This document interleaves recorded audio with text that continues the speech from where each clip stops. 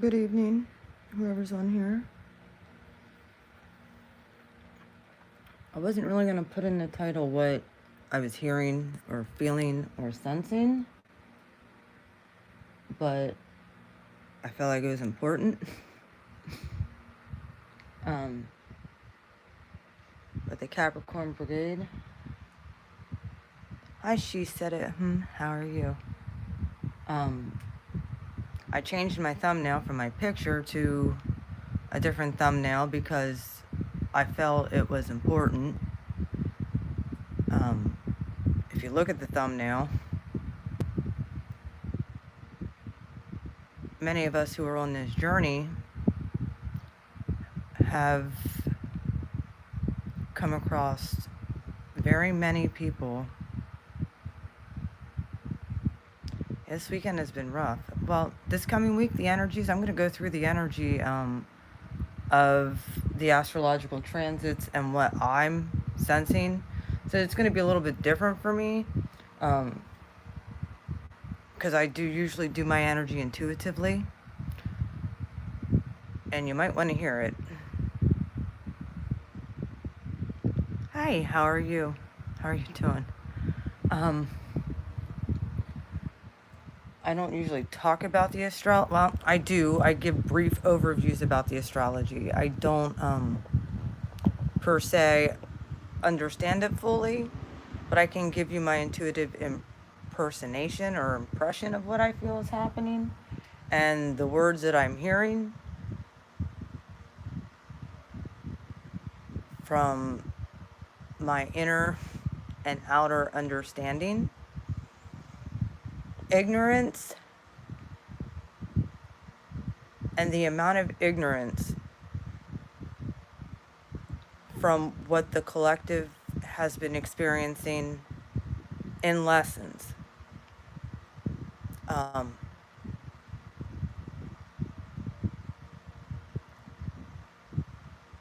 Isn't really like no excuse at this point.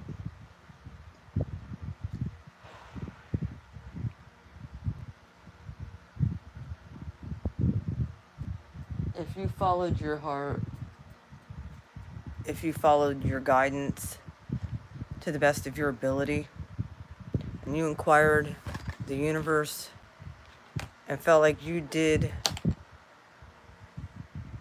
what you heard the universe tell you to do, and you began to sanctify yourself, and you began to step out in faith and obedience because you knew there was something better on the horizon.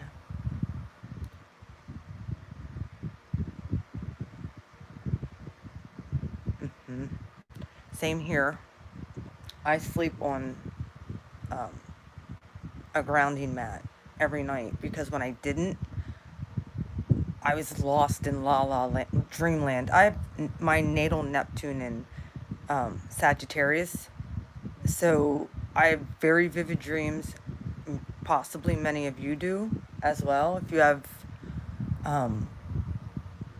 Neptune, we know, is above the midheaven. Neptune rules Pisces. Neptune rules all of the extra dimensional there too. Anything above Virgo, anything above the 6th house is extremely intuitive. Neptune is Sag is mutable though. Right, and right now we have Neptune in, the way Neptune is it's such a planet that stays in a sign for usually a really long time. Not as long as Pluto, but it's at least a 12, 14-year cycle many times. Pluto is the same way. It all depends on the Earth's elliptical at the time. That's why I'm born in 75. I had Neptune in Sag, and it just made its way around to Pisces. So Neptune does not stay, Neptune stays in a sign for a really long time. Same with Pluto. That's why we've had Pluto go into Capricorn of structure, government. And look what's happening in the governments all around the world. There's a lot of upheaval and uproot.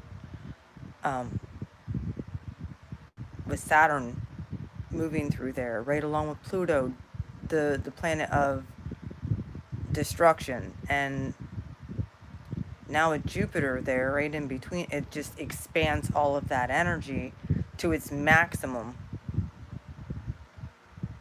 And it's been bobbling back and forth between conjuncting with Jupiter, conjuncting with Saturn, and then also right now we have the Sun over in Libra, which is squaring the Capricorn brigade. We have Mars in Chiron, another cardinal sign. If you look at the way the zodiac wheel is set up, we have Mars and Chiron both in retrograde in Aries. Mars has stayed in Aries since June. We have a 6-month Mars transit, which is uncommon. Usually Mars can zip through a sign real quick. Sometimes it only takes like 2 months to get through a sign. However, Mars is at home right now. So then you're really feeling this. And it's squaring the Capricorn brigade. Anytime Mars, and even if it is in its home sign, with Saturn being in its home sign, with Jupiter there, and with Pluto there, not to mention Saturn alone in its home sign versus Mars in its own sign, both of them are in their home signs. They're kind of warring against each other. They're fighting against, and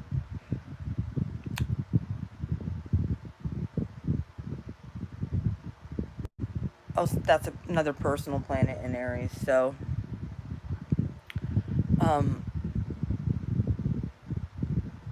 my Mercury's in Pisces, so I'm always, a lot of times, I speak on different higher planes that sometimes humans don't understand. Anybody who has like their Mercury in, Aquarius, Pisces, that's all upper echelon.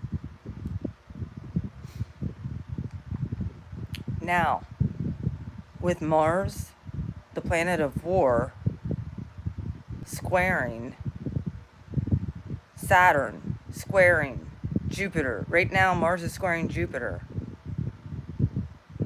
And they're all in conjunction within a few degrees of each other.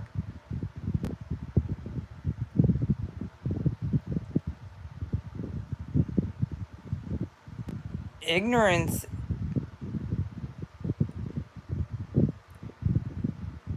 Neptune in Sagittarius is an outer planet. Neptune is a mutable sign right along with Pisces. So Neptune being in another mutable fire sign in Sagittarius, which is the 9th house. It's all about philosophy, different philosophies. Some of you very well could have had, many times, you get visions while you're awake. You, a lot of times, have the ability to see spiritual things, paranormal things that others don't see. Many of you have had this since you were a child. Many of you have saw things in your childhood that did not jive with the norm of society. We go play. Neptune, Sagittarius is the sign that they don't like to be confined. They like to move.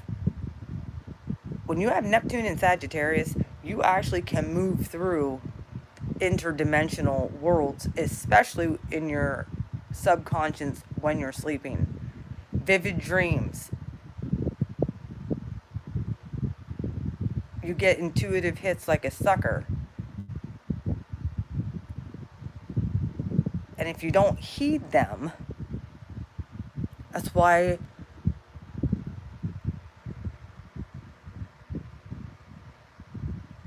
most fire signs do not like to be restricted. Try and restrict an Aries once, it's not going to work out well for you. Try and restrict a Leo and tell them what to do, it's not going to work out well for you. We are by nature, fire signs by nature will not put up with being told what to do. They usually have a spiritual insight that the other signs do not. No offense to the other signs or the other elements, but we carry that passion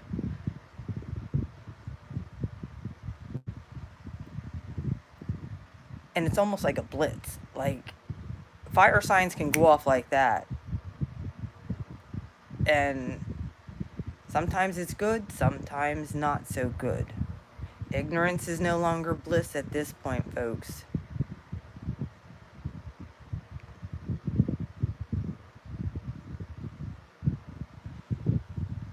Yeah.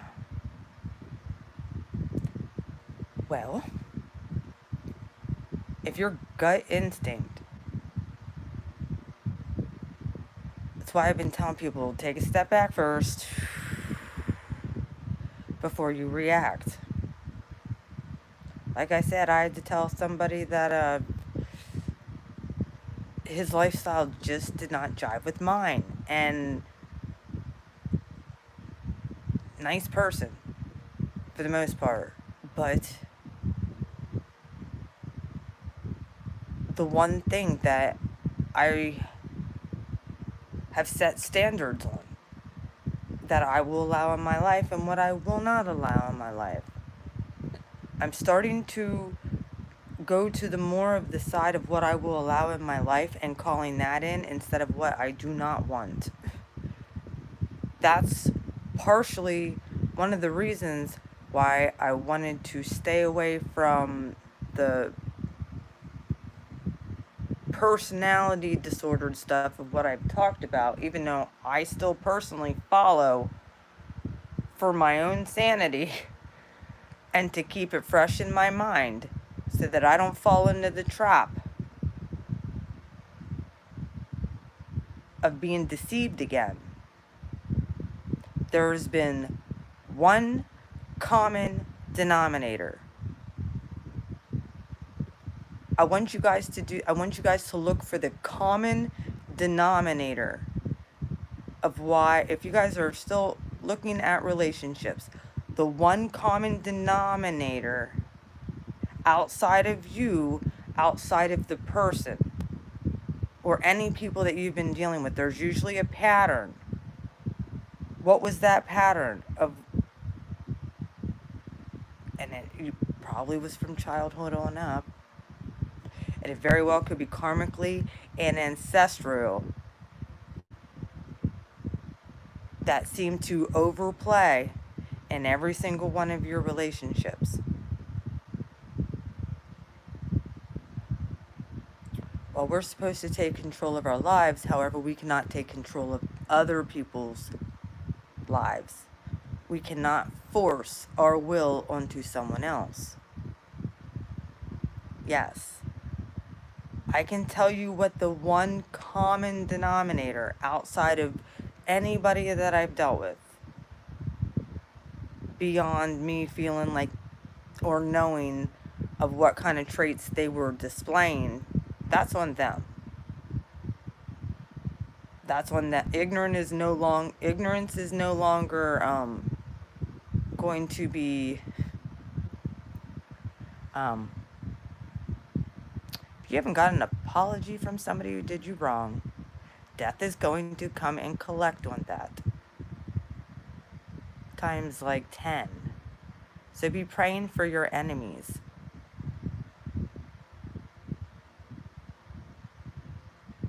Praying for those who hurt you.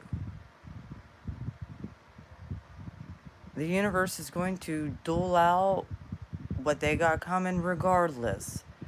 It's none of your business. So don't go looking for it per se.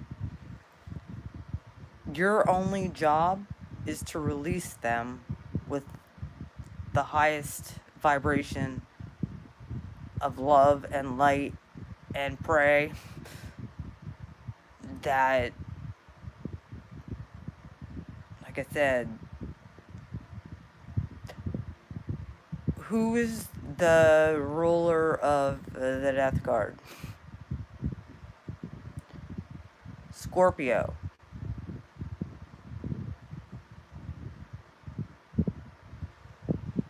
Also transformation. Sometimes people need a wake-up call. Sometimes people need to know where their vibration has been stuck so that they can transcend out of that and come into a higher frequency of who they are as a person. When you relinquish control over that assault on you, because that's what basically, it was a spiritual assault on your soul. And I want you to try to not picture the person's physical appearance. I know it's the best way to describe somebody, but try not to picture their physical. Try to picture their spiritual state. And what their spiritual state, that's what death is collecting on. If they're dead inside, well, they very well could be getting a transformation or a wake-up call in the upcoming weeks.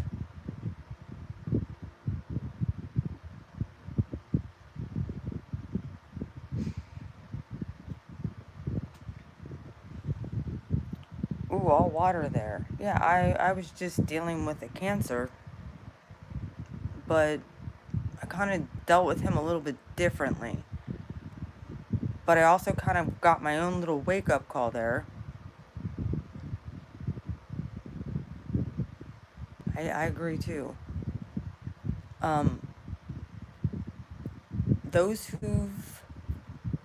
And sometimes we've been karmics in people's lives too. We have to understand this. Yeah, just because we were kind of chosen on this mission to wake up, it doesn't per se make us better than or less than. We just got chosen for this experiment to see if we were going to do the right thing, stay in integrity, stay in alignment of who you truly are, and stay authentic to who you truly are. What you're seeing right now, from the tops of who's running this shit all the way down, is who's authentic and who's fake. This year we've solved the gaslighting like a mofo. And it hasn't even just been in interpersonal relationships at this point. This is what we were dealing with up until this year. Well, kind of. We were seeing it in little increments. But it's been the media, big time. And Neptune rules the media.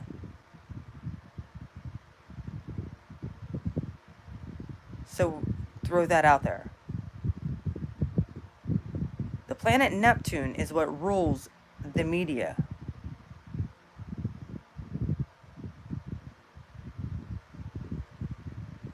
Yes. Hi, Shamanic Healer. How are you? How's everybody going here? With all these squares going on in the chart, plus we're having oppositions with Uranus and Mercury, there's going to be some communication, distorted communication that could come through over the next few days, weeks, as this, hi Archer's Oracle, as this Mercury retrograde is going back over things that we've just thought we may have known. But as soon as Mercury went retrograde, now you're starting to uncover what was underneath the surface. Right along with Mars, that wants to jump out and fight. And a lot of times with Chiron being in Aries, which is a hit to your ego and a hit to your core, wounding to your identity, especially for those of us who are having a Chiron return right now. Can I get a hello? Hi AM, how are you? With that being said, you could either be warring with your own ego, because, look, I get very mad. We all know this. I get very mad at Saturn. I get very mad at Jupiter and Pluto and what was going on and the cardinal cross that's in my chart. And I kept on saying, for how long? I need to transcend this chart. Well, now is that time for me to be able to overcome all of those core woundings and begin to flex on these hoes. And I'm not talking people per se. I'm talking energies. I'm not talking people.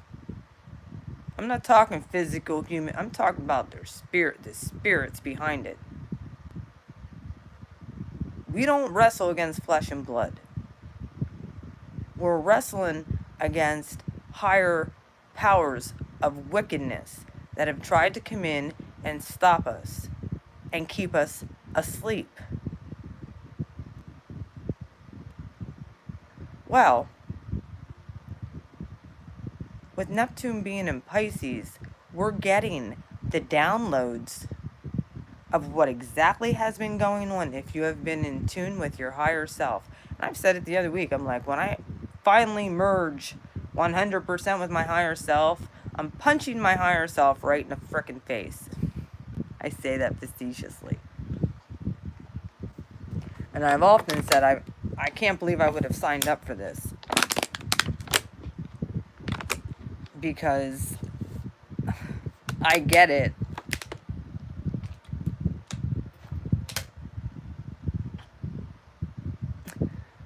I want to see that contract too. I can't believe I would have ever signed up for this. I do feel that what's on the other side of this, though, is going to be a more refined.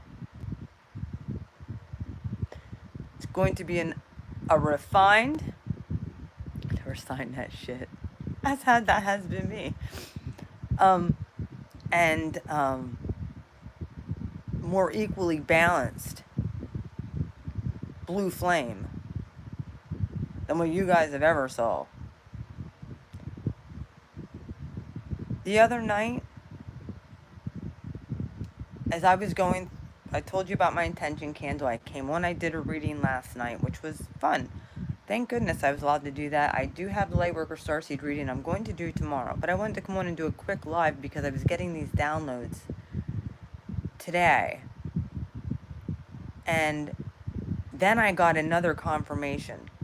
One of the key things, which I didn't even get to yet because I'm going to bring it all back around. I've talked extensively about my family I incarnated into. I talked about the family karma. You guys heard about this.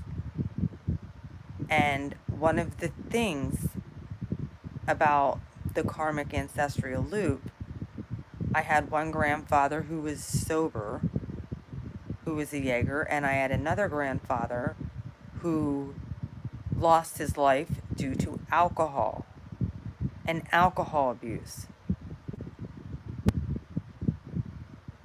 I lost him in a tragic car accident that I never got to meet him. And I know he's been a guardian angel of mine since I was pretty well born. He's been with me. There were times where I was in a pickle or I was in danger, and it was like a split-second decision where I would put my seatbelt on or do something. And sure enough, within 10 minutes, we were in a bad car accident. That happened to me when I was 16. Basically, the same way my grandfather was killed. I could have been killed at 16. I heard in my ear, put your seatbelt on, because I never liked to wear these certain types of seatbelts because they were automatic seatbelts. This goes back to the freaking 80s, people. This goes back to when, well, early 90s, before I graduated high school. I was hearing things. I was getting things, but I didn't quite understand why. I just thought it was just, a guardian. No, that's how my grandfather died. Head on into a tree. 2 accidents in 45 minutes. The second one killed him. He was not driving in the second one. He was with friends. They were all drunk. That has been a huge issue in my family line with alcoholism. And I've noticed it.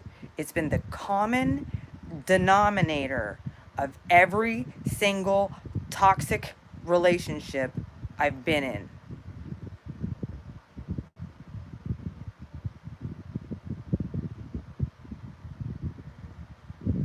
Or masks and new seatbelts. No. Masks are,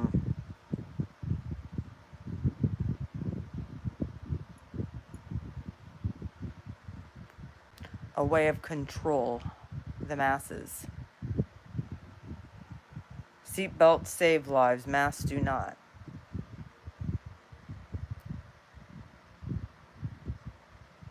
Yes, it is.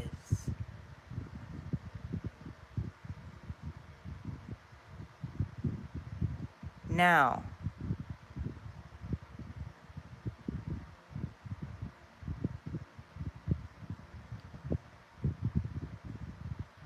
I've been working diligently on myself. Y'all know I don't drink on the regular. I don't like bars. I let people do what they're going to do. I don't control that. However, that has no place in Blue Flame Integration's life. Seatbelts can trap a person too. I agree with you there. However, the fact I never knew how my grandfather died until I was in my late 30s, because it was a hush-hush thing. People in my family did not like talking about it. I just knew that he died. I did not know he died going through the windshield of a tree because he had no seatbelt on.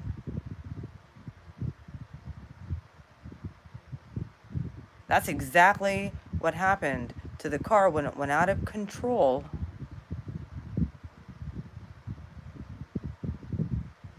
Oh, my grandfather on the other side has helped me more than what he probably could have if he was still living. I know my granddaddy, even though I never got to meet him. It's bizarre how I know him.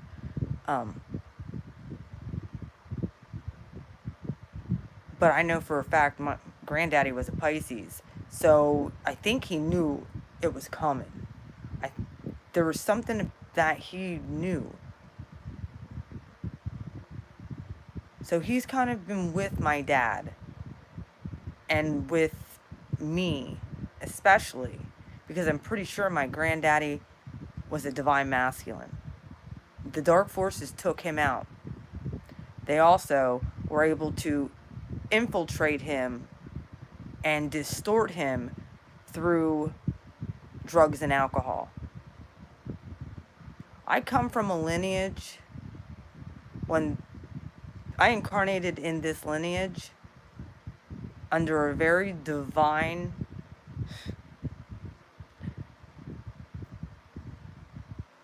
group, that their ancestral line was that lineage of high priests and highly intuitive people, magical people.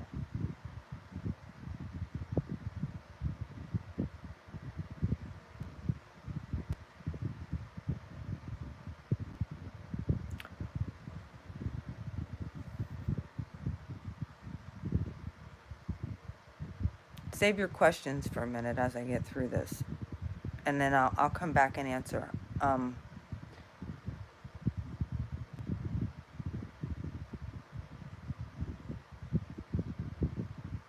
That's what I'm talking about. Anybody who has, a lot of times people do predict their own deaths. If you recall, and it was one thing that I'm going to bring up right now from Columbine, Rachel, she would journal all the time. The little girl from Columbine that was murdered by that school shooting.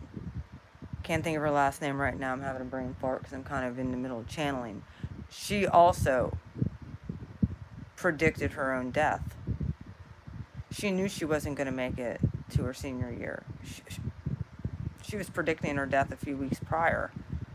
I read her journal. I read her book. And, of course, I cry every time, like, something like that happens because I can just feel it. I know having guardian angels, having my ancestors watching out for me for this shift and this time, many of us that are here have guardian angels and protectors. We're here for a reason. We're here to integrate our dark side. And that goes even with the karmic ancestral stuff. We're not to judge it.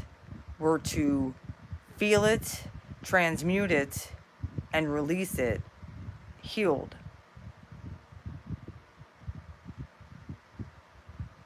It's a part of who we are as light workers. We need to do this for ourselves first, become whole in ourselves, and then we can release it to others. We can give I'm telling you what, there have been so many times where I've gotten prophetic messages, where I've gotten personal messages for people, things that I should not know. Almost every single person I've dated, I've been able to call out things, or there has been some kind of karmic tie. All the way up to this last person that I was talking to. Can't really say I was dating him. I won't put it in that category. Kind of was considering it. There was one thing I could not tolerate, and it's a part of my standard. And I think it was a test from Saturn to be like, are you going to stand in your integrity, or are you going to bend on this boundary that you have? Just because I can have one drink and put the glass down, other people cannot do that. Other people cannot stop. That has been my draw the line. Do you know how many people in society right now have issues with alcohol? They know that if they start, they can't stop. To the point to where they'll get behind the wheel of a car and drive. They don't care. And put their self in danger, the people that they love in danger, and other people they don't even know. And they do not care. Just for their night of fun. Well, this person has a great heart.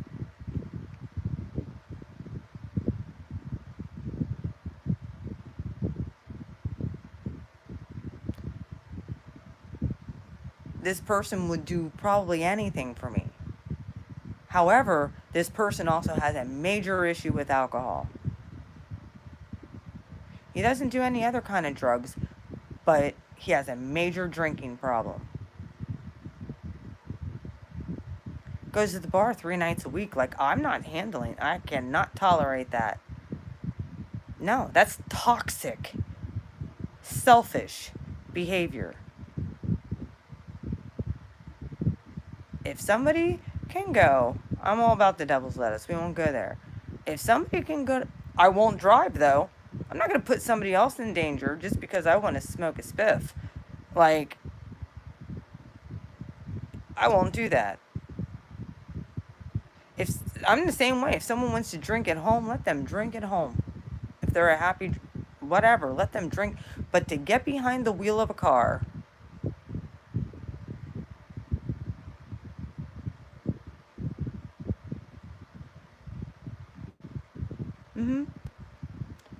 this person had the audacity to say he considered himself a social drinker.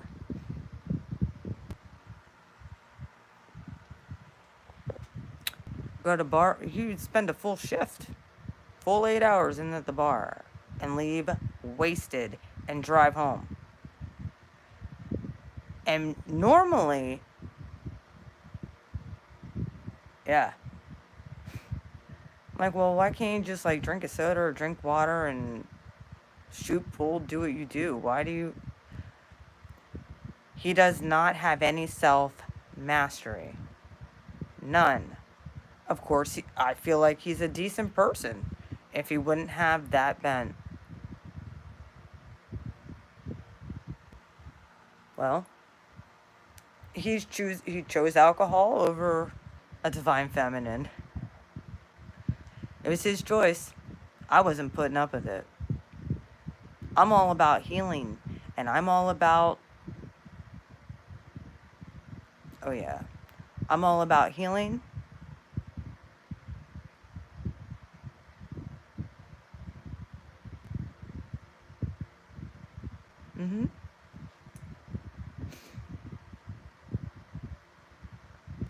Restoration back to who you truly are. Going through the shifts and the pain and mastering myself. These people can't do that. And this energy right now, when you're getting words for people, yo, this guy already has 2 DUIs under his belt. And he's still doing the same shit at 43 years old.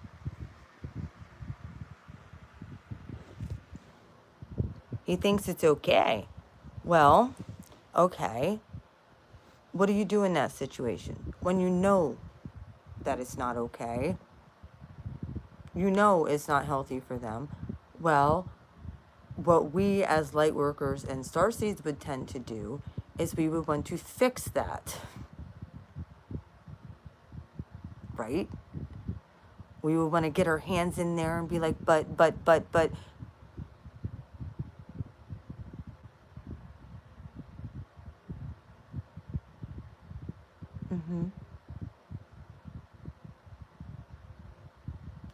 I saw what happened to my divine masculine and where he ended up as a result of drinking and driving.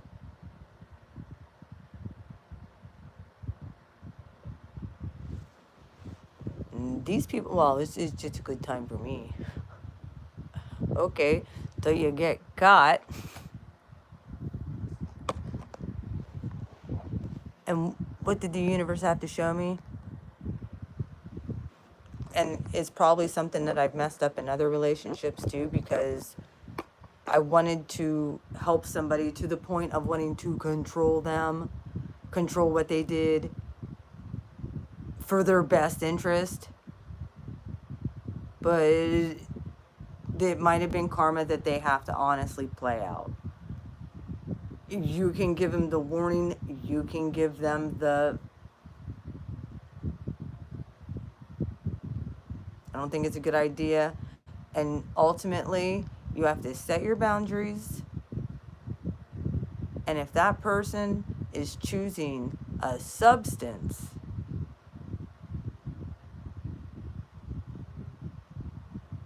over a healthy relationship, what kind of relationship would that be? One of somebody who's constantly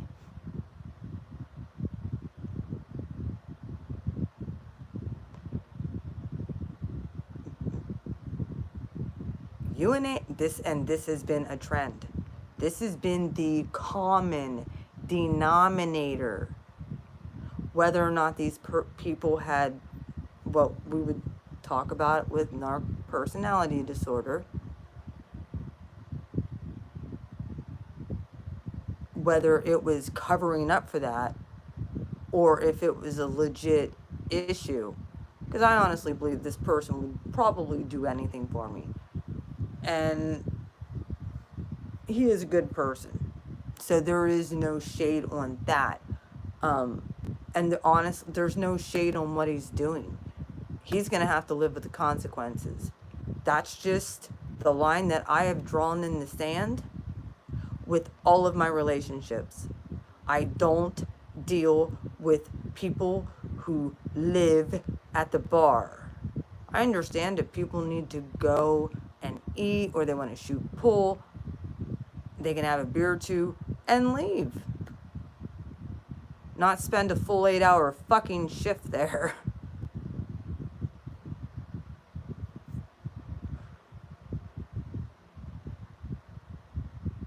People were that just because I needed time alone, because I need to charge, he would go to the bar. Sorry. Oh, I agree with that.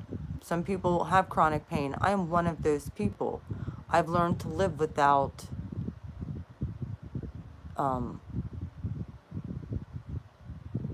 opiates.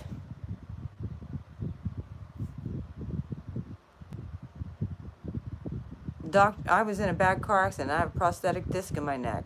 I have degenerative disc disorder. I'm in pain most days. However, I don't take opiates. You know why? Because it fucks up your neuroreceptors in your brain and it blocks your pituitary and your pain receptors to the point where you need more and more, and it's heavily addictive. And many times,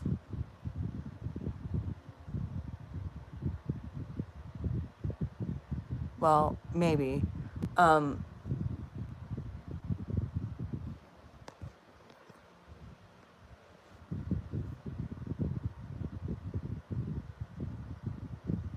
I saw what trying to get off of opiates have done to people. They went to heroin. And then ultimately, if they went to heroin, instead of getting clean, they would die. Don't talk to me about heroin or opiates. My uncle was in so much pain. They found him with 6 fentanyl patches on him because he was in that much pain. He killed himself because of it. I've gone through loss of losing people. So I knew the best thing for myself.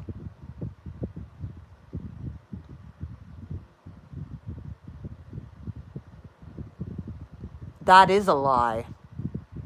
You get addicted to opiates. Don't call me a liar. I know what happened to me. They ripped me off of my Vicodin. And I was at the lowest, they had me on like 7.5 milligrams of Vicodin. 3 times a day. I weaned myself off. I saw people go through withdrawal, painful withdrawal.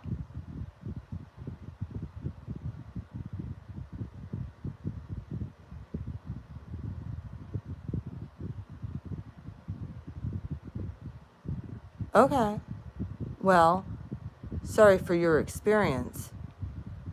I'm telling you my experience too.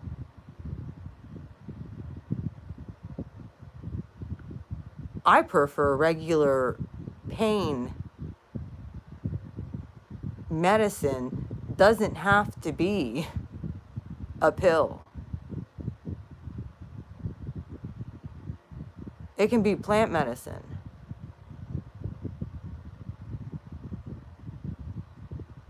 Oh, I do know better. I studied the shit.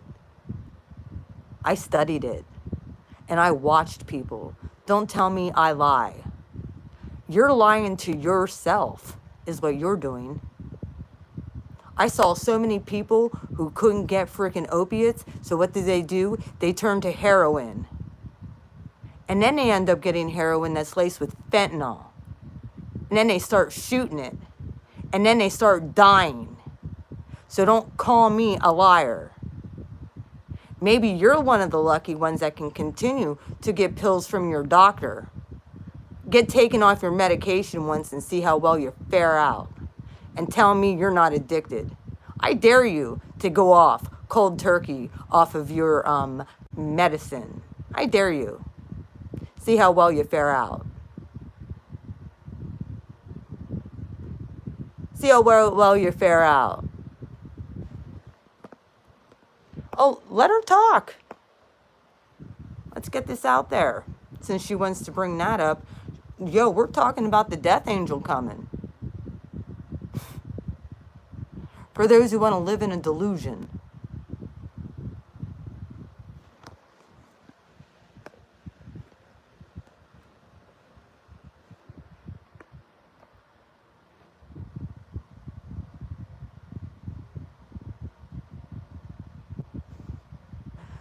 Yeah, well, she'll figure it out. Yo, I pray to the Most High that whoever she is, Spirit of the Most High, I ask for some strange reason she has to go through withdrawal. And then she can come back and call me a liar again.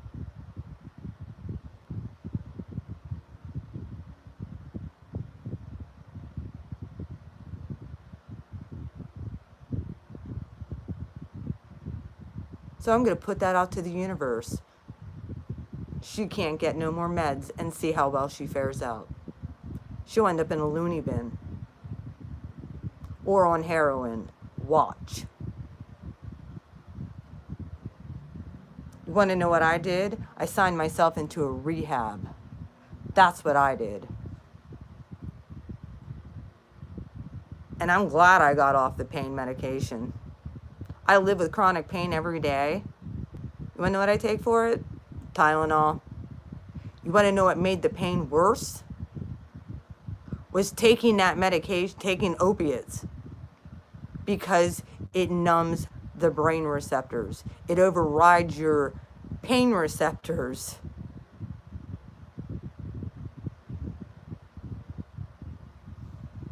I took drug and alcohol freaking courses in college. Plus, I live this life. I understand exactly what it does. So, however, beyond who cares about the opiate thing right now, I was talking about alcohol. She brought up the drugs. I have no problem with the devil's lettuce. I have no problem with anything that's natural. Old natural. I have no problem with that. I have no problem with somebody who can temper and manage their control of substances. People get out of hand. And then people start buying drugs from other people. Or people break the law after 2 DUIs. and continue to drink and drive. That's a problem.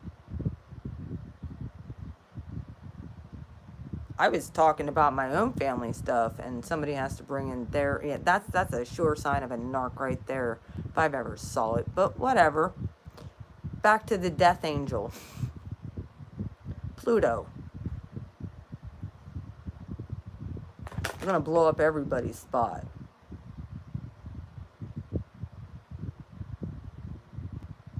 If you've done your best to live in accordance to working on your inner self, ridding yourself of toxic behavior. Apparently that was triggering for somebody. Good.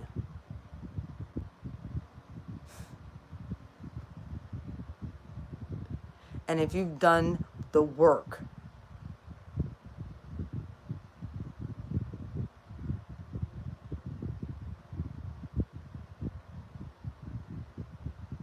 and trust me, all of this stuff, it should be like a rewind over the course of the next few weeks, because Mercury will begin to go direct on November 3rd, and then pretty sure it's like a week and a half later, Mars turns direct in November. And then it's game one, off to the races. However, then we're going to have Mercury going back, all the way, it's going to be back into Libra, squaring Mars, or Chiron. It's squaring that house, right along with squaring the Capricorn Brigade, or excuse me, opposing, let me say this again, opposing Aries, because that's the 7th house, 1st house, up to the 10th house, with the Capricorn Brigade up there. And it's going to see what work you have finally did. Like, now is a good time if there's unresolved issues. If there's unresolved issues, and you need to apologize to somebody, or you need to release something, or heaven forbid you feel still that you need to hear an apology from somebody else, that you're... release it. Because as long as you're attached to that bitter, angry, toxic person, environment, their karma is indirectly going to be yours in one way or another.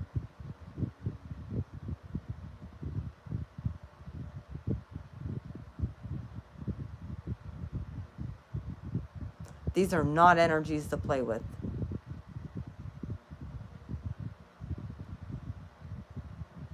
Not to mention we have Uranus going through Taurus. It's ripping up and revolutionizing everything that has to do with the 2nd house. Home, stability, your job, those tangible things that we thought were so important.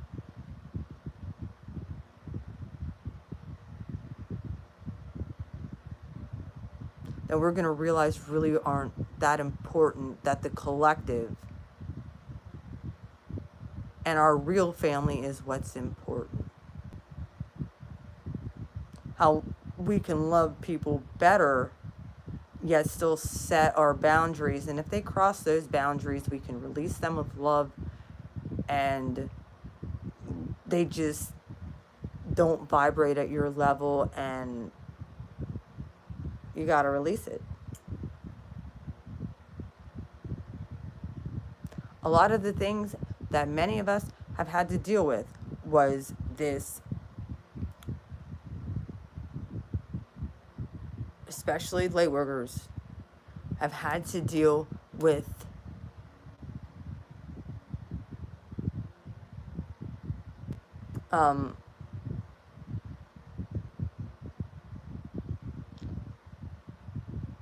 the whole notion of not feeling worthy, not feeling good enough because of past failures, and a lot of the stuff that you've dealt with were projections that you weren't good enough, all the way from your childhood.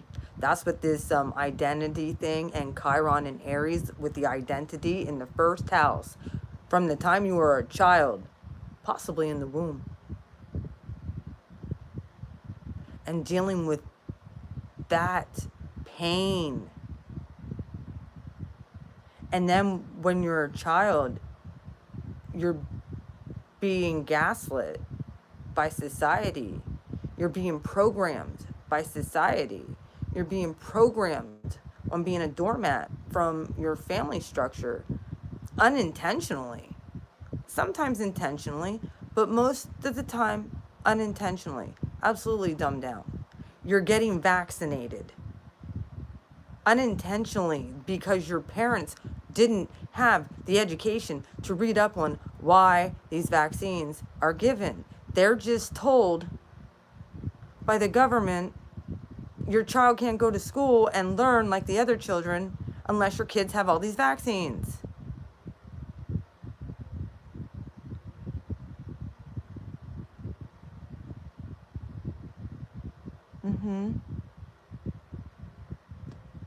I'm guilty. My kids are 25, gonna be 21 and 19. And my kids were all vaccinated. It was just something that you do. It's the program you go along with.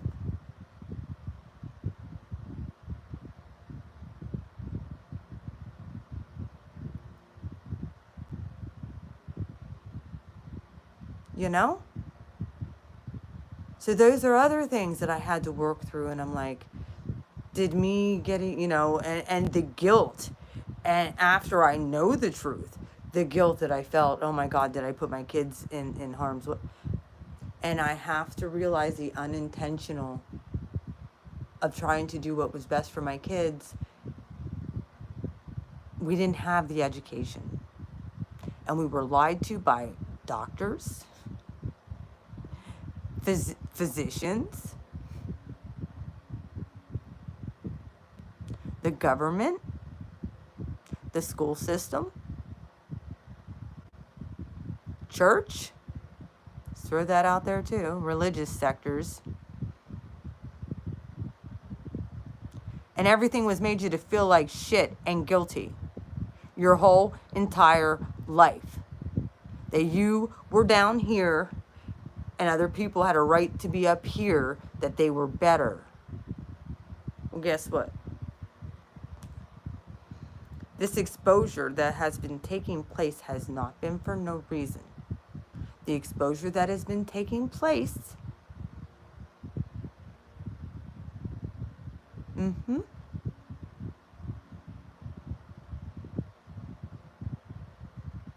yes.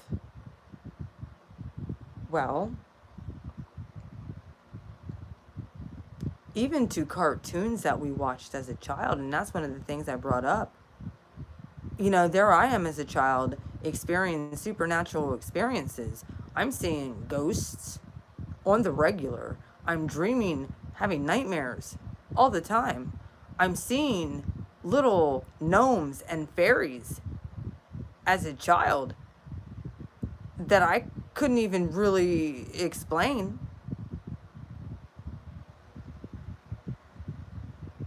And I'm just thinking, I'm just figuring, your kids have an imagination. But when it's outside and you lose track of time, like hours, because you're playing with these little things,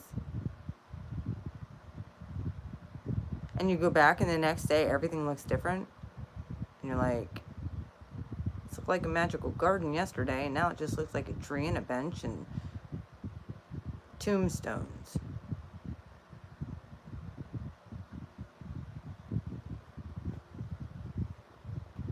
It's like, what dimension did I fall into?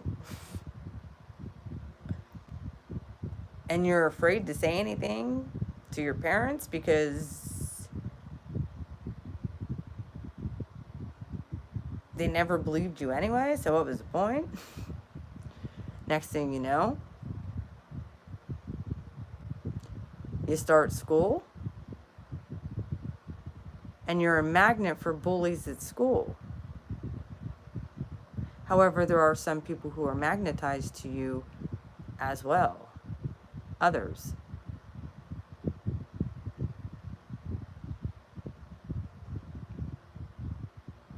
Which caused more jealousy, anger, hatred,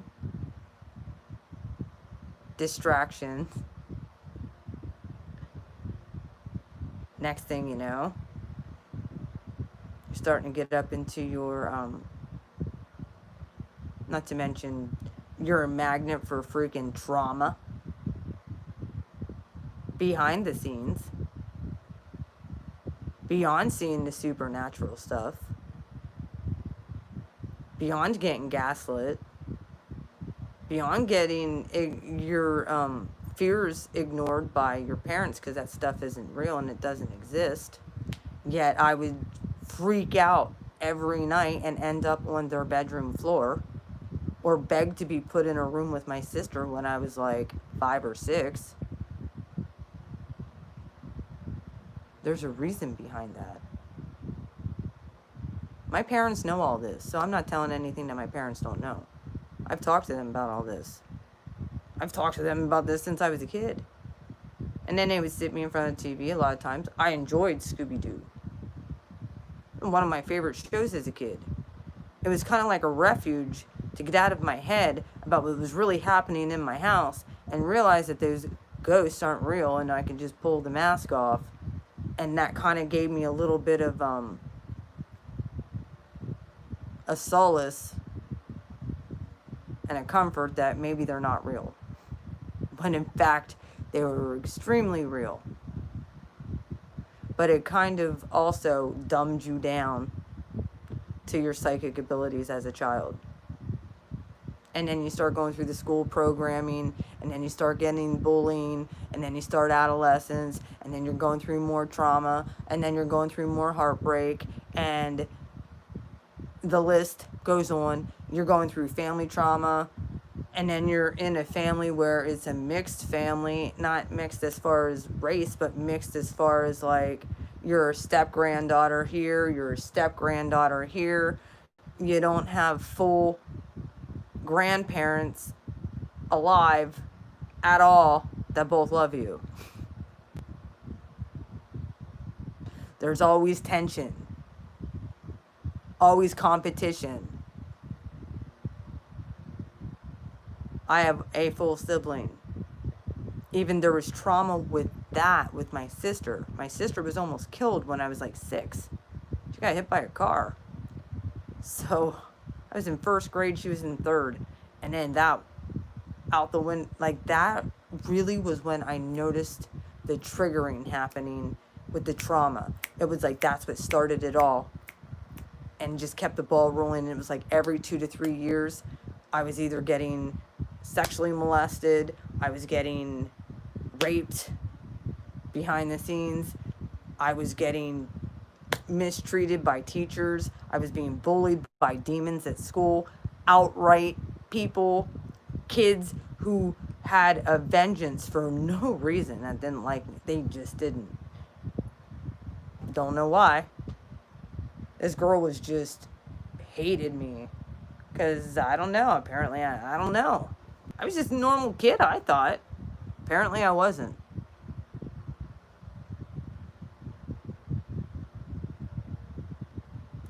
Big bullseye on the back.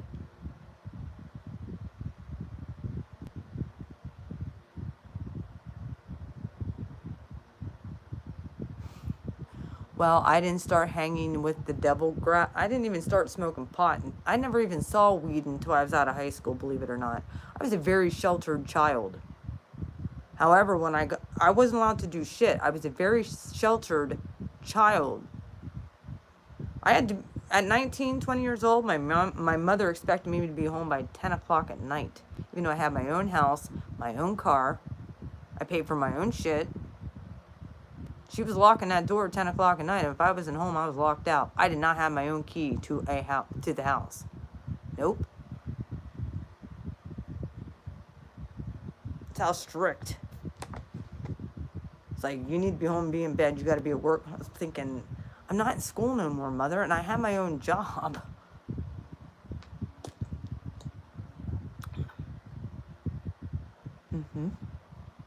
Well, I never wanted to be at home because my house was extremely haunted. Every house that I lived in was. Not to mention, like, there was so much tension between. There was just a lot of tension.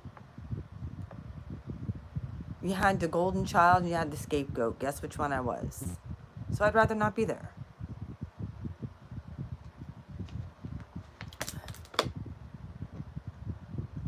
When my mama almost lost my sister, that was it. And I understand that. Those two are still like this to this day. And I love my mom. But I've learned to be self-sufficient on my own from the time I was very little. And here's where things get really, really, really crazy. So in my adolescent years, and you start hanging out more with friends, which was a blessing for me. I loved going roller skating. That was like one of the things I loved to do as a kid. I liked going to the pool. I never wanted to be home. I was always out with my friends. Those friends weren't always the best people, though. They did naughty things. I wasn't perfect as a kid.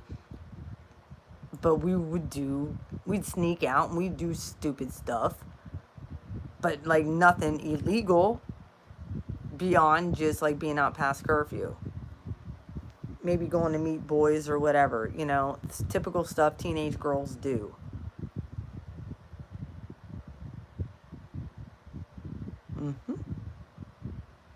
Well, I never ran away from home. My parents always had an idea of where I was.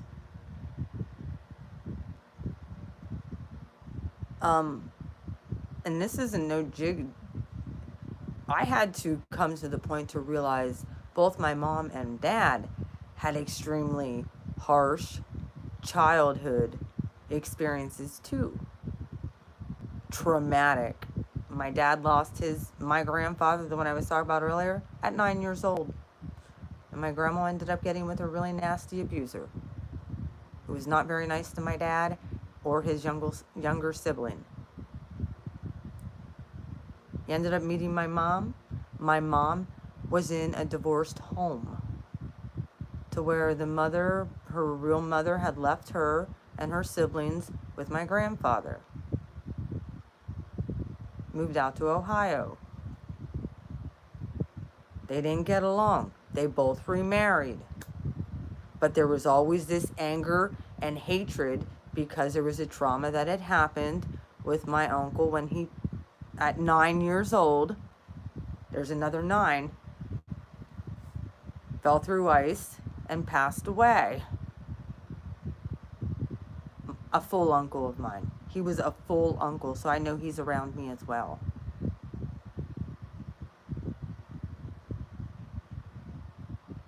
And that was from both sides, Jaeger sides. Well, guess what? All of my relationships, serious relationships, from my first marriage all the way through, every single one of them, the underlying common denominator of the toxicity of those relationships were alcohol. It boiled down to the common denominator. Either they had narc stuff, but the substance was alcohol.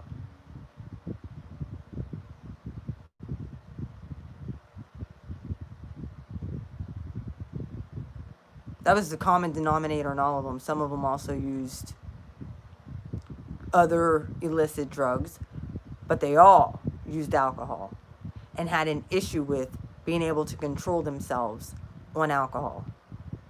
They couldn't stop at 1 or 2 or 3 or 4. They needed to have. They couldn't stop until they were obliviated.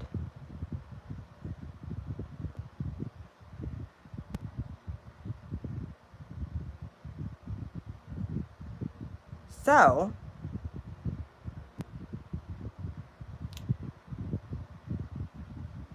that was one thing. When I had said, and I've been putting it out there, I don't want anybody who has issues with substances in my life. That's a standard that I have. If somebody can master that, if somebody's not an alcoholic, like if somebody could have like a glass of wine or two and stop, good. You know, we're on the same page. But if someone has to drink 4, 5, 6, 7, 8, 10, 12, 20,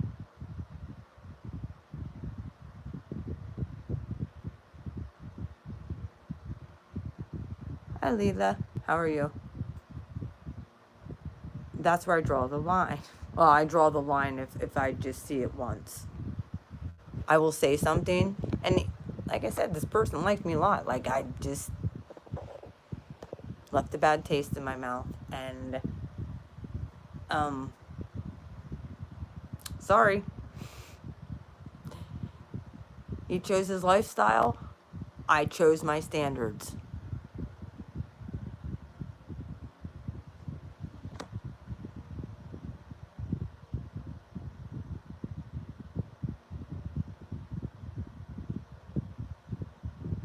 Yep.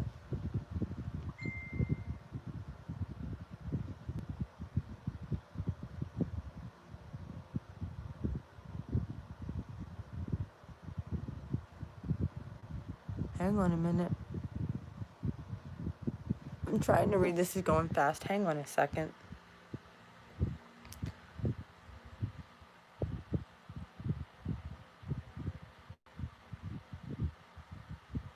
I know this. That is one of the things I had tried to explain to this person. When my grandpa died, he was killed by a friend. I told him, I said, get sober once. Get sober once and see how many friends you have. Oh, I know. I just like the social. No, you have a problem with alcohol. You have a problem that you need to be around substances. I don't even have, and then drink and drive. And the dude knew it was a trigger for me and continued to do it. So then I just was like, I don't care. I don't want to be around it. We are on two different trajectories.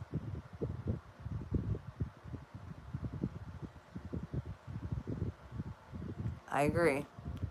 And it's not that he's not a good person at heart, but I did see some very manipulative things he said. Sitting there saying he'd rather be happy and in a higher vibration than be mad and sad. So then I sent him proof that alcohol lowers your vibration.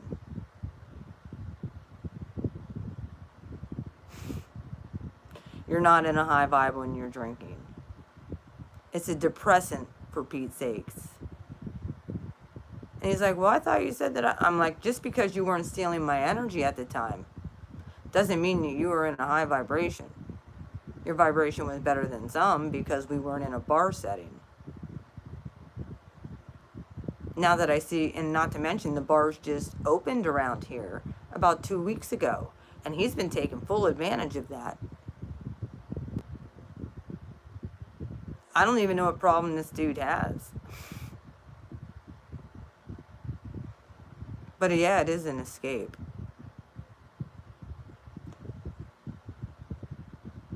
When somebody's an alcoholic, they're no longer escaping their problems. They need it to feel normal. They need it to fit in. They need it because they need people. They're codependent.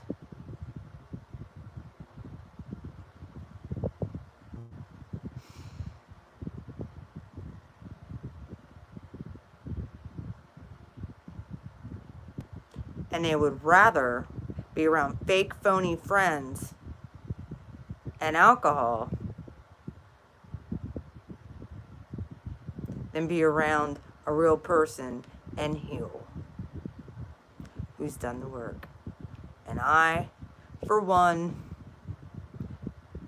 am not in rescuer mode anymore.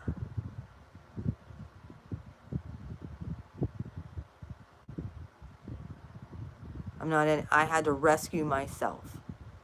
So if the universe hasn't woken these people up yet, they're about to get a big wake-up call. All of them.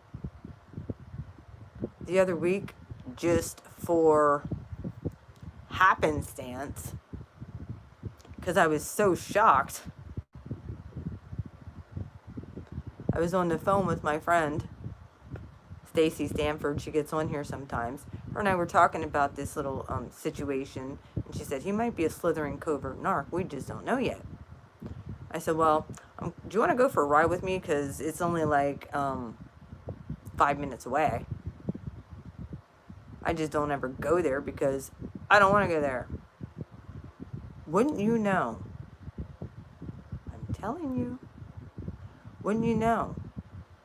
I could ever top the bridge. That bar parking lot and the parking lot across the street, it was full. And guess what was outside that bar? 2 cops with their lights on. Oh yeah, it was packed. What was outside? And it's one of the only bars in this area that's really open besides like some of the clubs. And I think there's another bar that's opening up this coming week. One that I actually like. So, because you can go out, they actually have an outside spot where you can go and sit and just sip on a cocktail if you want. I don't mind having a cocktail here or there, but I prefer wine.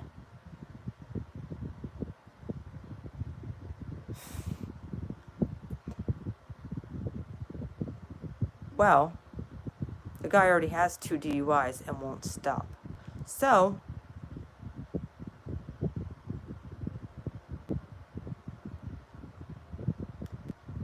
he left here that night, 7:30 at night, and he didn't leave that bar till 2:30 in the morning when it closed. And he drove home about 12 miles away across the highways.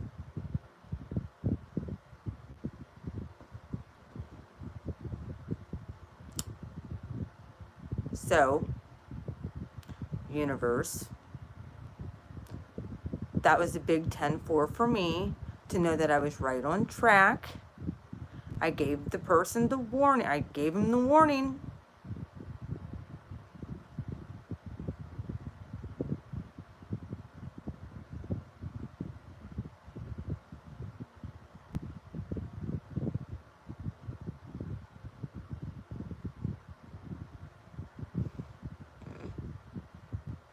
Yeah, well, I'm done babysitting people.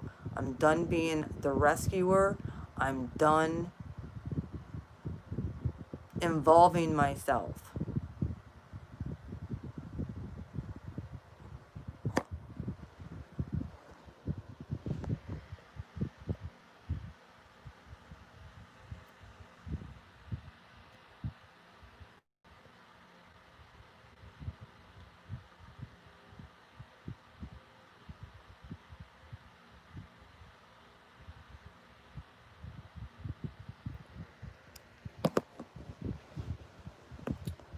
Well,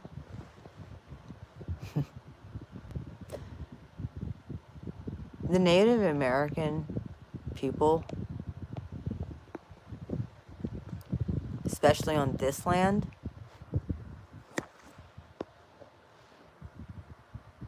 don't like alcohol at all. The ancient ancestors here have a vendetta against alcoholic establishments. In this town alone, whether it was arson or whether it was accidental, we've had 1, 2, 3, 1, 2, 3, 1, 2, 3, 4 bars burned down in a matter of about 15 years. The last ones in less than 10. 3 of them burned to the ground in less than 10 years. And we had at least 1, 2, 3 close up. 4, 5. We have 5 bars close up. Completely close their doors. 6, 7, 7.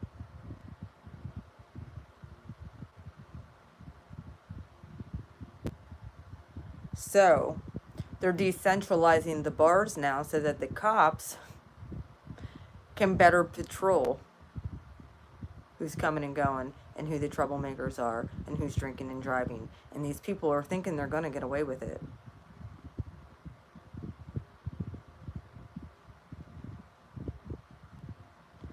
Anybody who screwed me over or tried to fuck with my energy, I didn't have to do shit. Usually, and I know it was my ancient ancestors and the universe coming in, and many of them have gotten DUIs. As their karma. Or ended up in jail from DUIs that they've concurred before myself. I try and tell people this shit. They have to learn for themselves at this point.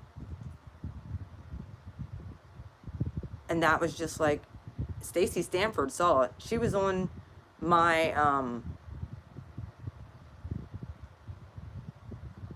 I was live with, like, not live on YouTube, but I was live with her via Facebook Messenger video.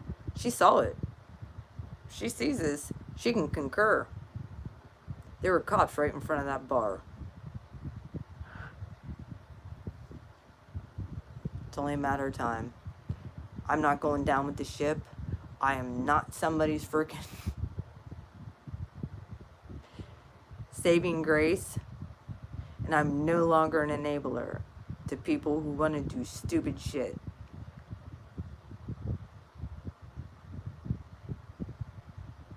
I release them with all the light and love in the world. But I'm not an enabler for toxic people.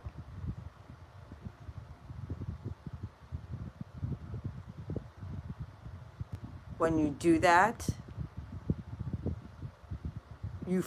you're basically standing in the way between that person and getting better. Or having to learn a lesson so that they actually do get better.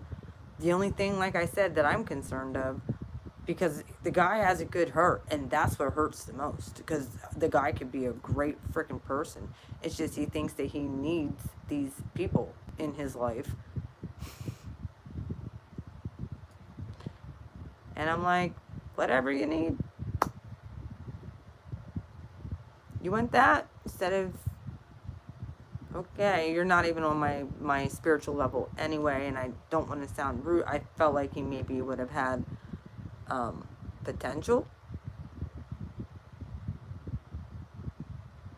But, like, because we really resonated well on a 3D level. It's just when it came to anything higher than that, it was like, I was on a spiritual high and he was on alcohol.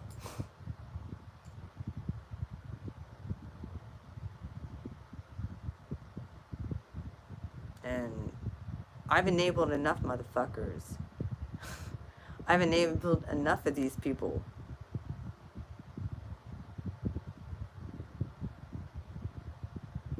And I was the doorstop to their karma. As soon as I step out of the way.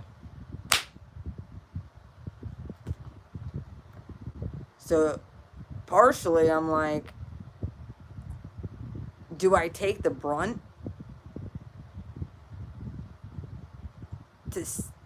and sacrifice myself? Because I know what's about to happen.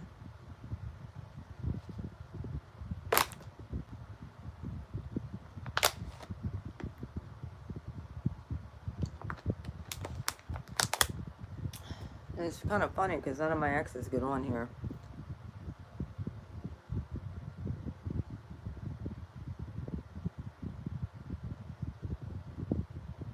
Exactly.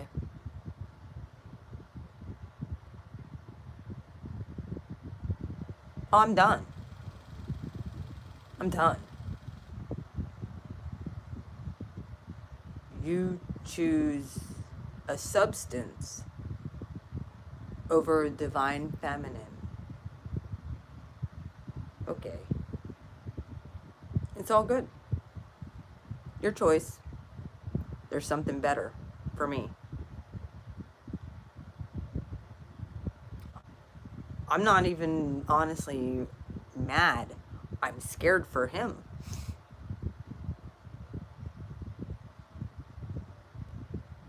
So I'll be praying for him. That's what I'm called to do. It's what I should have been doing for my exes the whole entire time, is releasing them and praying for them instead of getting mad.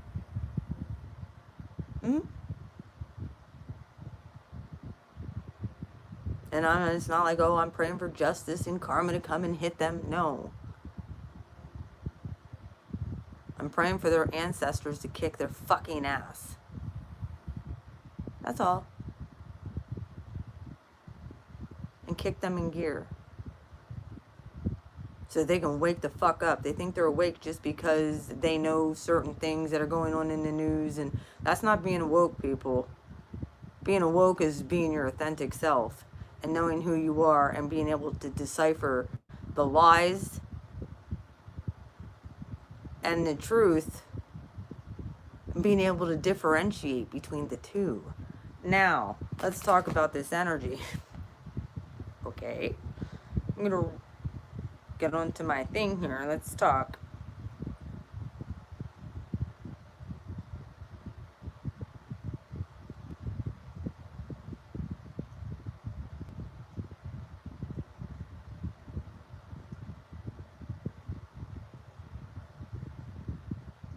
Hang tight.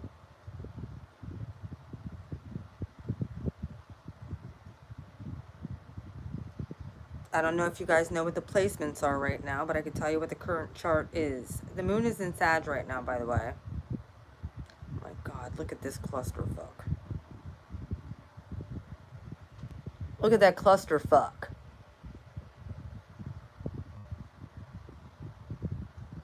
The planets, Sun in Libra, Moon in Sag, Mercury in Scorpio, retrograde, Venus in Virgo, Jupiter in Capricorn, Saturn in Capricorn, Uranus retrograde in Taurus, Neptune retrograde in Pisces, Chiron retrograde in Aries, the North Node in Gemini, the Ascendant is in Leo, and the Midheaven is in Taurus.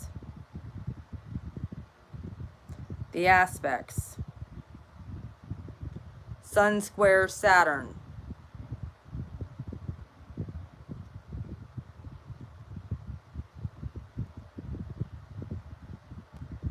With the Sun square or opposite Saturn, there's greater consciousness surrounding issues of responsibility. Interesting.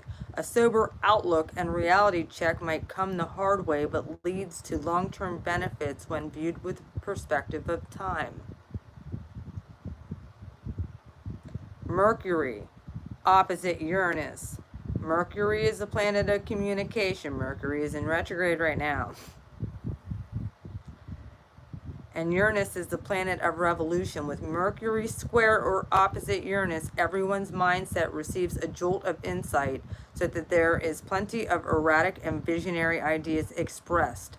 Ideas can run amok. This is an inventive combination that can produce genius quality thinking, but the problem lies in channeling it properly. In its best use, creative individuality is expressed, otherwise random eccentricity. Here's a good aspect. Venus trine Jupiter. Venus is a planet of love, beauty, and money. Jupiter is a planet of expansion. Venus trine or sextile Jupiter presents a lucky day. Opportunities for romance and harmony exist, and you might increase your financial well-being with beauty supported by optimism. And it is difficult to deal with anything other than joy today. Mars square Jupiter. Mars is a planet of energy and drive, while Jupiter is a planet of expansion. With Mars square or opposite Jupiter, there is an overabundance of energy and optimism to achieve goals. It's easy at this time to overdo or take unnecessary chances.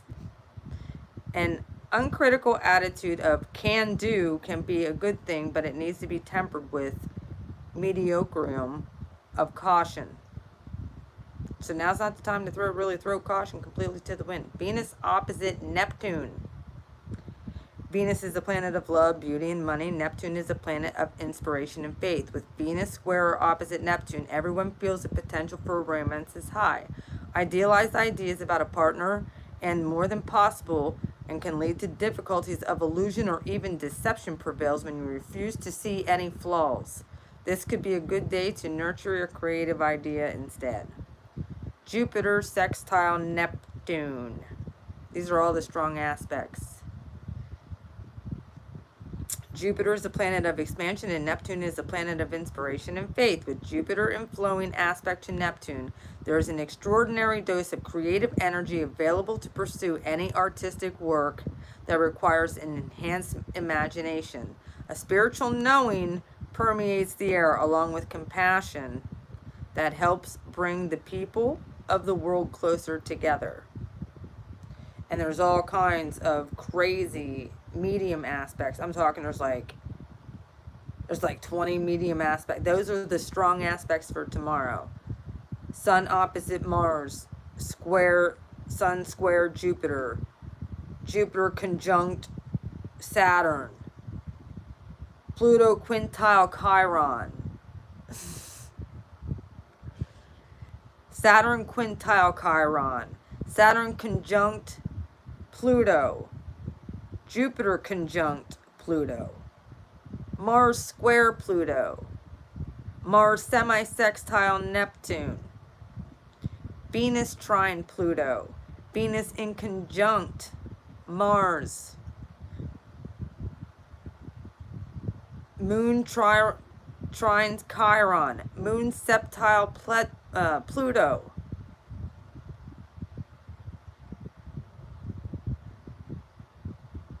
everyone is more subject to deeper needs today or even their compulsions. To some degree of interpersonal difficulties is also likely. An exceptional level of depth and feelings can lead to sensitive awareness of others' needs as well as your own. Profound healing is eventually possible, but it takes work.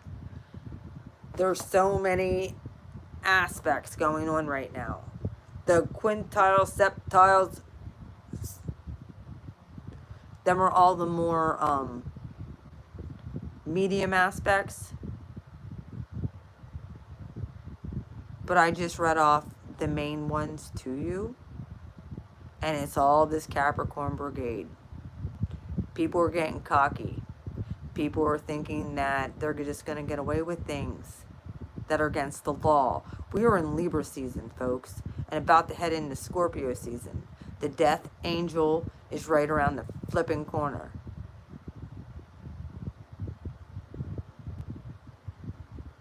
It's just waiting.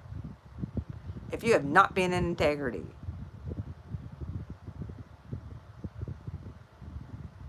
if you have taken advantage of people, if you have stolen, outright just been a thief. People better make things right. And I don't even know if they have time anymore. They're going to have to live with their karma. And guess what?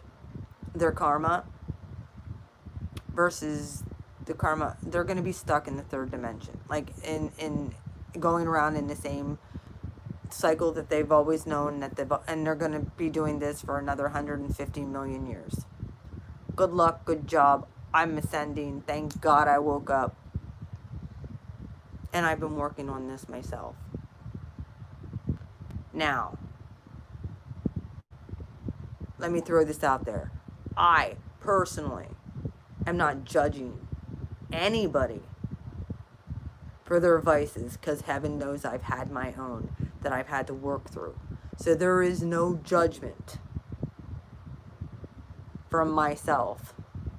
I understand how hard it is to break out of those cycles of wanting to be around people, wanting to please people, wanting to go to the bar, wanting to, and then you get stuck, and then you're like, how do I get home? And then it's like, well, I better drive. I understand that. There's still no excuse. It's against the law. Get an Uber. Case closed.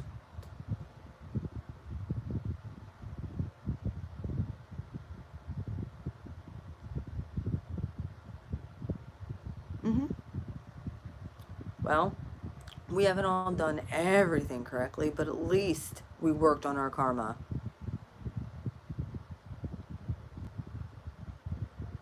Yeah. Well, I still have some debt. I've done a lot of shadow. Because the heaven knows I haven't just done my shadow work, I've done for my whole family line. It took 3 years. Now, if you know my natal chart in combination with all of this going on,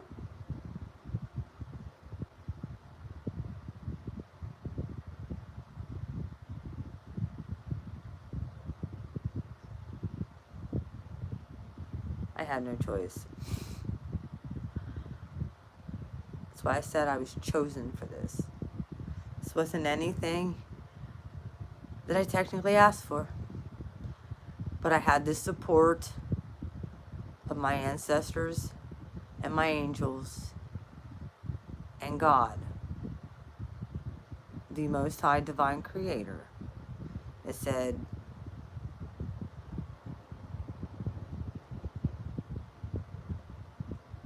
constriction, Saturn, moon sign, Pluto on your ascendant,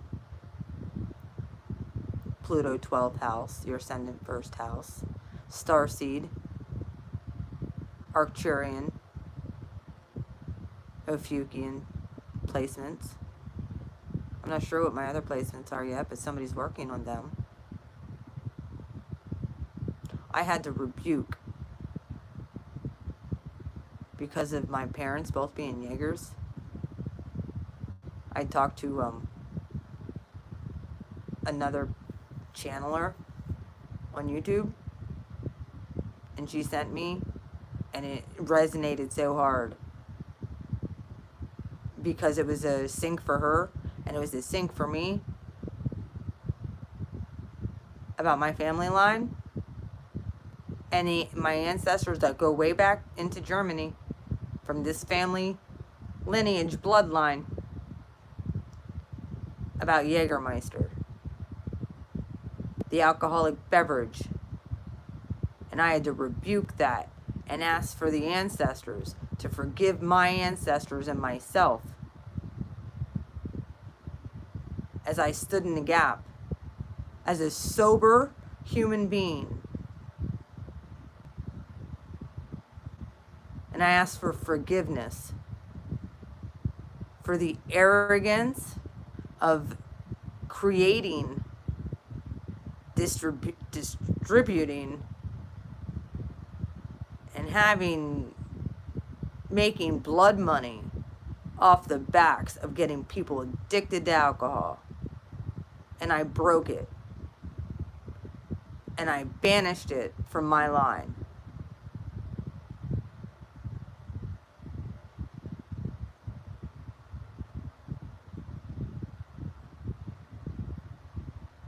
That very well could be why I was attracting alcoholics to me. Every single one of them. The only one that wasn't was my very narcissistic, covert, who was extremely on the other side of religious spirit. He's the only one that didn't drink. Who I had my two youngest children with.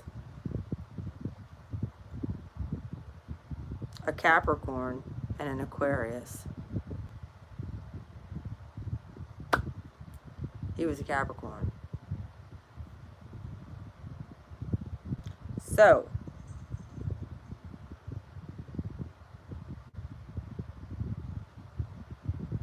when I moved back to this town, I was getting all kinds of psychic words. And I knew that the universe was going to close down one bar that was at the dead center of this town. I ended up working in that bar, by the way, too. And wouldn't you know, that bar shut down. One of the first ones to shut down.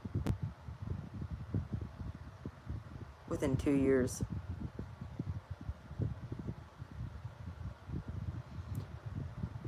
Well,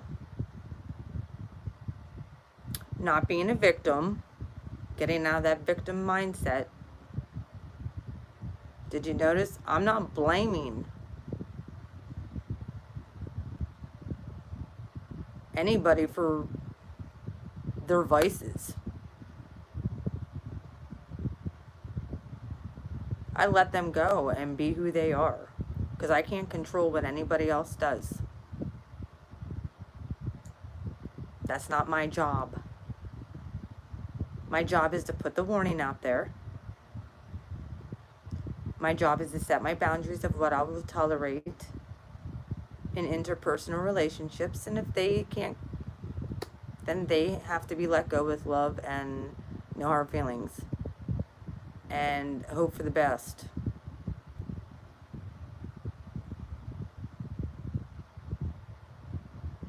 Because they have to learn their own lessons too. Give up the control. Letting it go. It's like I had to let go of all of those exes that had done some really not so nice things.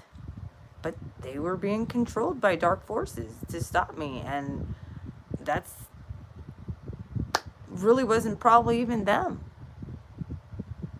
Exactly. And that's what I've really been working on, is changing myself and my perceptions. I can give the warning, and the only person I can really change is myself. However, I also have the right to manage and control who's in my space and who I allow in my energy.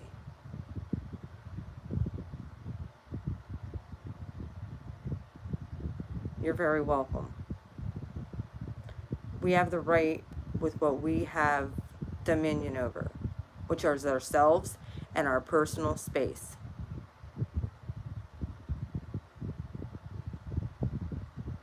So, releasing the control of how the universe works in other people's lives. Yeah, I wasn't the nicest person when I was speaking to him, because I'm sitting there like, you stupid. The peace dealer said it the best the other night when he channeled for Aries, and he basically channeled me. I mean, the thing I noticed, and it was frustrating, because if I wasn't spending time with him, he would choose to go to the bar. So it was like I was either forced, and I wasn't doing that. I need my alone time. I need to spend time with God. I need to spend time with my family. and in my spirituality. And when I would choose to do that, he would choose to go to the bar all night long. We all have choices, right? So I just sat back and watched what choices that he was going to make. He couldn't go home and just have, a beer or two and watch some movies, put on some document, maybe learn something. No, he had to go to the bar and drink with some really fake people, because I know all the people. I'm not saying they're all bad people, but they're all drunks. Every single one of them. If you're 43 years old and have to spend 3 nights in the bar, 4 nights in the bar getting drunk constantly, you got a problem. There's a problem there.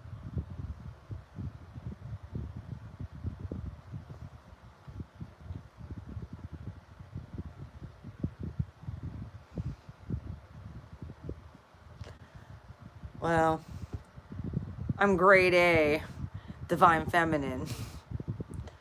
Good luck, because he's going to need about 20 to compare to what I put out. So, okay. And that's fine. Like, he really wasn't even, he was kind of nerdy. Like, he was smart on a 3D level.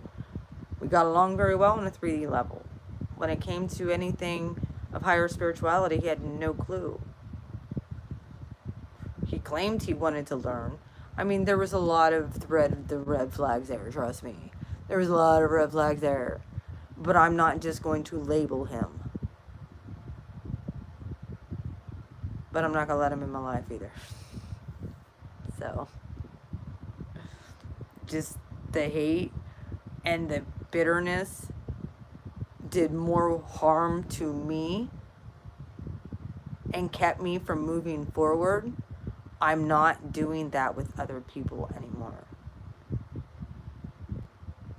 I think I said it in the one reading last night. These people are just going to fall away. Like eagles, just raise my vibration higher and higher, that the crows and the bottom feeders can no longer, they can still peck. Their little demon can still peck.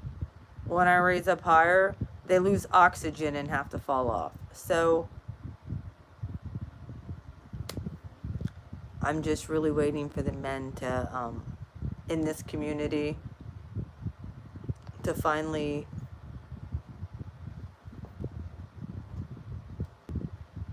take care of themselves. Because ain't no divine feminines want no nasty looking masculine. Sorry. Like, we're taking care of ourselves. We expect them to shave, smell good,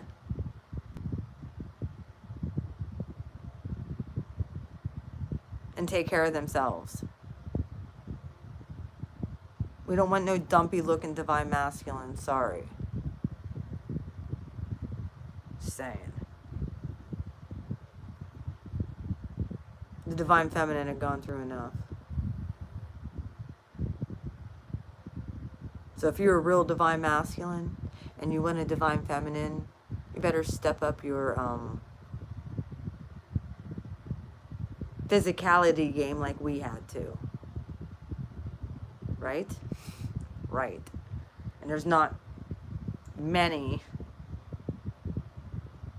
divine masculines in this community as it is. Or should I just say, in a masculine body, masculine energies. There's not many. So, what are you going to do? I know one thing. There's a whole new group of people waking up. And a lot of men are in that community.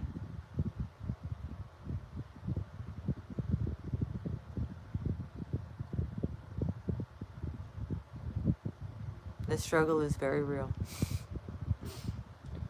Well, they're coming in. I've been calling them in. They're coming in. It just could take a little bit of time for them to heal. But they're super empaths. They're pretty highly spiritual nature, so just be praying for our men. That's what we need to do. Be praying for the real masculines.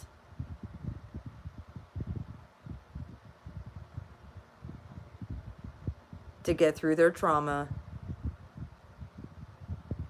so that they can be the men that they're called to be. Because heaven knows these men have been demasculated enough. From the time they were a child all the way up through. They've gone through similar trauma that we have. Almost to a T. So be praying for our men.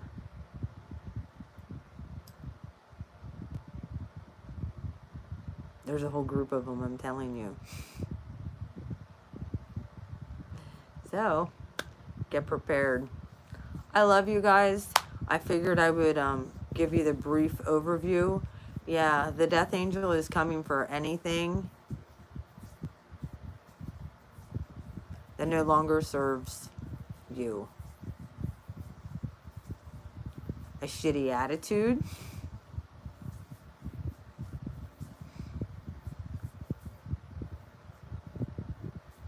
You're welcome. I hope that this helps. People who no longer need to be in your life. You're going to be gaining perspectives, and it's going to, if you haven't gained it by now, it could be snatched from you. Like, you're going to have to be willing to release. If you have not been able to get to the point to where releasing... Oh, excuse me. Sorry. If you haven't got to the point to where releasing has become almost like clockwork, it might be a little bit difficult. But I'm here if you need to talk. By the way, Yvonne, I got my vitamins in the mail. Thank you very much. I'm not even shitting you, Yvonne. I ran out of my last 2 this morning. Yes, I did. I ran out of my last 2 this morning. I go downstairs right before I left to take my dad's truck back, and there was the box. I'm like, ah, because I was going to run to Ollie's and grab myself some more multivitamins, and there they were. So thank you so very much. Thank you. Yvonne was very kind that she was able to get me some vitamins. No, it was perfect timing. I just ran out of my other bottle that I got from Ollie's today. I had the last 2 sitting here. And then yours showed up today so that I have them to start tomorrow. I ain't missing a beat. Thank you so much.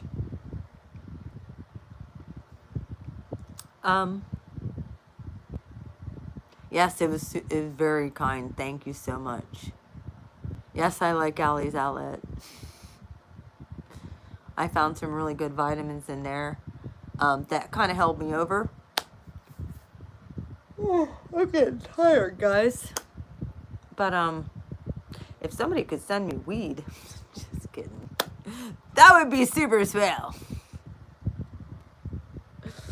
Oh, I'm just joking. I'm gonna have to see about what I can do about that. I would so get weed and from the dispensary, but I don't have a card because then they put you on until things get settled with the registry and gun stuff here, because I won't sign up because of my gun rights, so I won't give up any of my rights. They fully legalize it, then I'll grow my own. So So, I believe in plant medicine.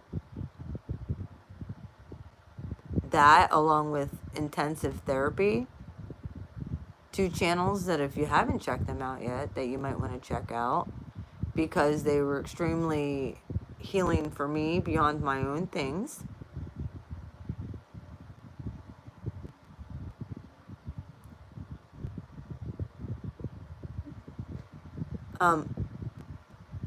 Beyond my own things is,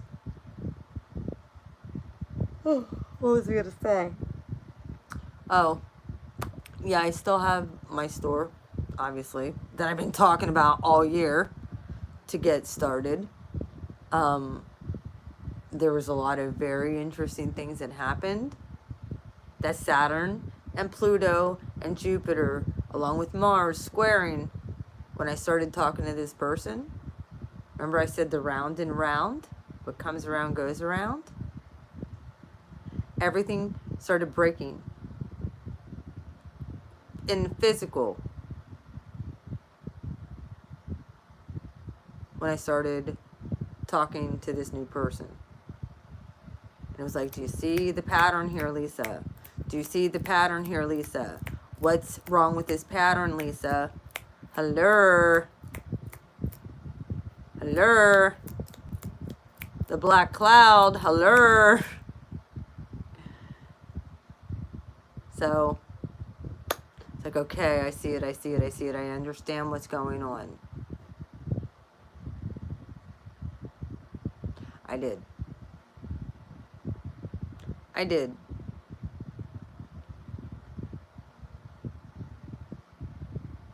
And the guy, like, for really, wasn't, like, too much of a dick when I was, like,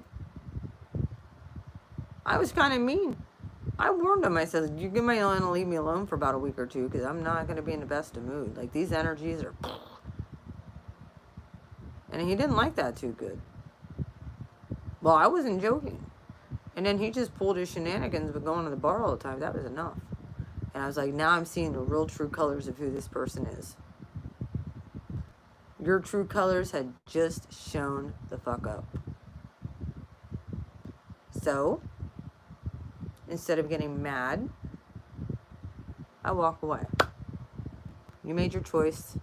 I'm making my choice. You go your direction, I go my direction. We see each, whatever. Have a nice life. Yes, I did. Huge bullet. Like I said, I pray. I'm praying for the best for him. Because if he gets caught with the 3rd DUI,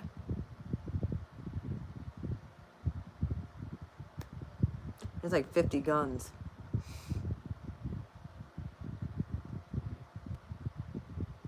Just throw that out there.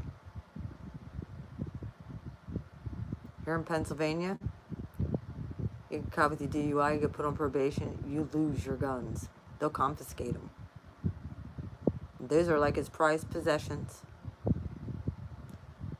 Apparently, alcohol is more important than that too. So,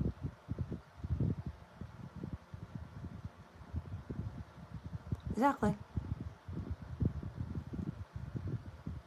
He has to learn his own lessons. So, like I said, I'm hoping for the best for him, but with these energies, they're hostile as fuck. And when you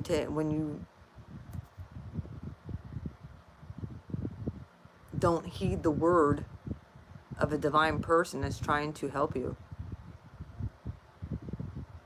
and you blow it off, ask my divine masculine how well that worked out for him. 5 to 15. This is what these fucking people don't understand. And who does he have right now? Nobody. Although people he thought was his friends. And he's sitting in jail. Because I tried to help him. And I carried around a lot of guilt because of that. And I didn't do nothing. Except for try to help him. Well, My days of enabling people are over. He's on his own. So what happens to him is going to be his karma. I just hate to see it happen. So that is what I have to say about that. I care about him, but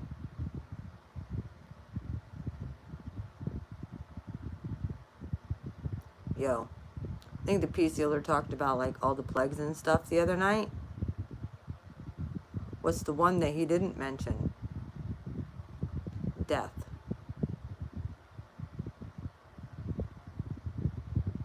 The death angel. I actually got a word about that. I wrote it down when I was doing automatic writing the other night. That it had nothing to do with like any interpersonal stuff. This had to do with world event.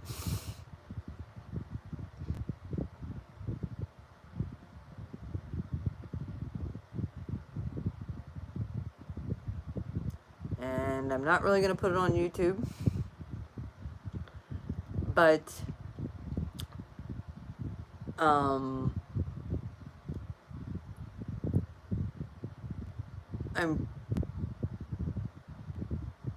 there's a person with the initials of G and S.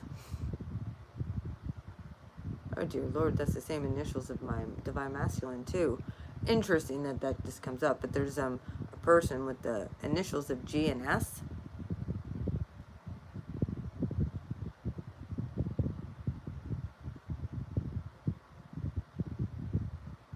And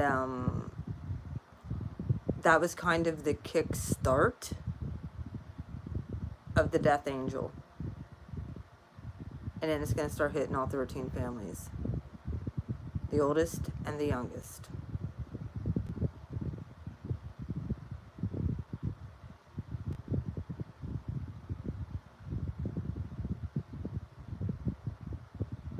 I have it written down. Dated.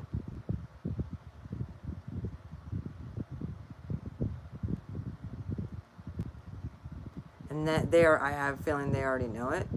That is going to be their sign.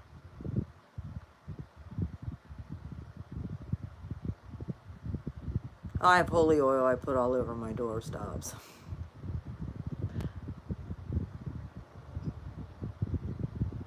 Ain't no dark energies coming in here. And yesterday, I did a full fall clearing. So any, even ancestrals, lost souls that were here, I lit a candle for them, even if they were angry little demonic creatures. I lit a candle, and we had a chit-chat all through the house, that it was time for them to cross over to the divine. That they could repent and be restored back to the divine. It was something that I had gotten. And that's how we get these dark energies off this plane and off this frequency and off this earth. Because they'll be transmuted back into and restored back into the light beings that they were originally made to be.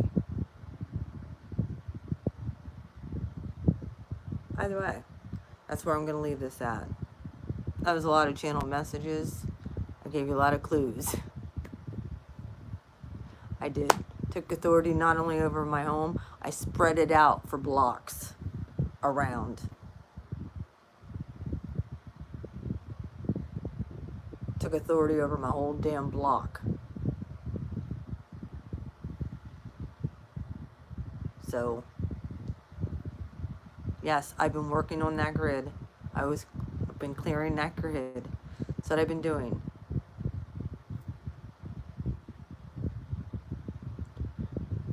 And like I said, I don't have time for the anybody who's on some fuck shit to be getting that don't understand this. And yeah, it is nice to kind of get out of your head and have fun and hang out with people, but not like that.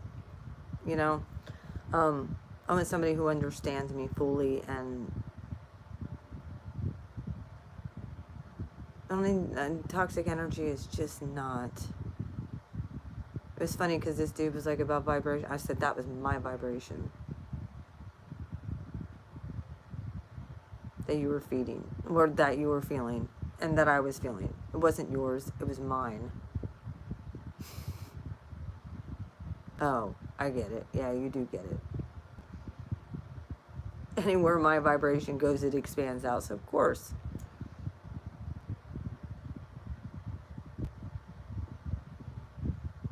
Mm-hmm. Yeah, he, like I said, he's not a bad per se person. He didn't do anything not nasty or bad to me. I didn't give him enough chance to. So, and I don't need drama. I don't need cops. I don't need bullshit. Trying to live my life the best I can and get myself on track, and I don't have time for distractions. Um, he's helped me with a few things, and that's why I said, like, when my car brakes broke, someone was like, well, at least he fixed them. I said, well, yeah, of course he should have. It was his fault they broke. Same with the furnace, same with everything that fell apart in a matter of like 3 days after meeting him. I realized why. Wake up. Wake up. Attention. Attention, please. Mayday. Mayday. You're about to crash. Okay. Got you. So, like, you know, I have people. Nice person. Like I said, when he's sober, nice person. But I learned. And what's different between this state of blue from blue the last time I dealt with somebody?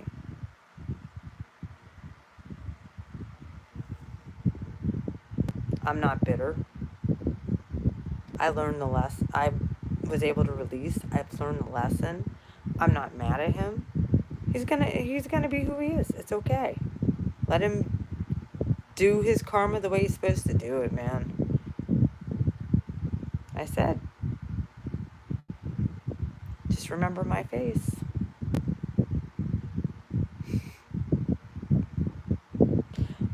I mean, and just some of the patronizing stuff.